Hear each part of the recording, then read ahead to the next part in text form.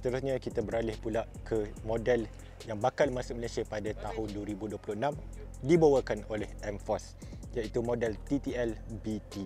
Untuk enjin motosikal yang berkapasiti 508cc ini menggunakan enjin 2 silinder liquid cool 4 stroke. Dia punya power tu lebih kurang 45 horsepower ke atas dengan 49 Nm torque. Transmission sama seperti skuter ADX TG menggunakan CVT. Seat height dia lebih rendah berbanding ADX TG, rendah 10 mm iaitu 780 mm.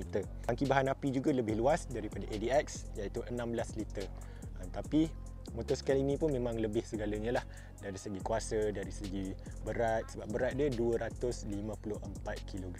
Dia tidak terasa berat tu ketika anda menunggangnya sebab center gravity dia rendah.